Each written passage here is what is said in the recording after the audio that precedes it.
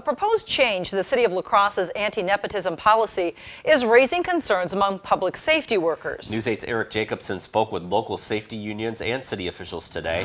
He joins us now with their reaction.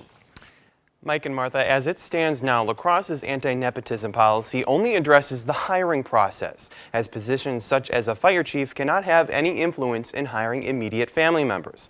But a policy change introduced by the city's Human Resource Department would expand that policy, something local unions are not happy about.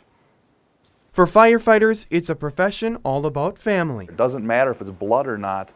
We call each other brothers and sisters. But under a new policy change proposed by La Crosse's Human Resource Department, prospective candidates would not be considered for employment if they were to be supervised by a family member. My daughters see what I do every day. If they happen to fall in love with firefighting the way I did, they could not work here. In addition, the policy would force a change if a supervisor became a family member to another employee, such as through marriage. So you can have a captain, which we have now, and his brother-in-law was hired actually 7 years ago. And if this goes into place, that captain has to step down, be demoted, transfer departments, or resign or retire. It's a policy firefighter union president Lance Trigestead thinks is unnecessary. It's an overreach.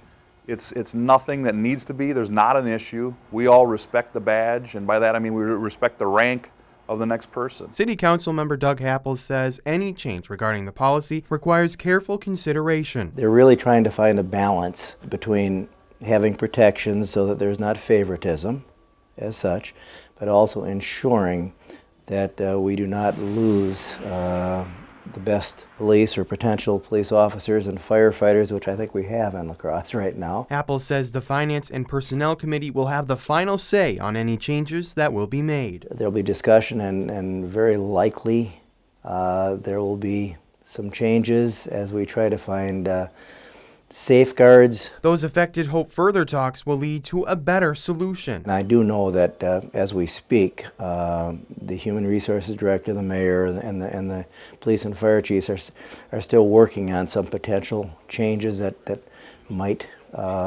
deal with the concerns that have been presented. If truly how it's written ends up passing, it will affect us. It's important to note that this policy change would affect all city employees, not just those involved in public safety.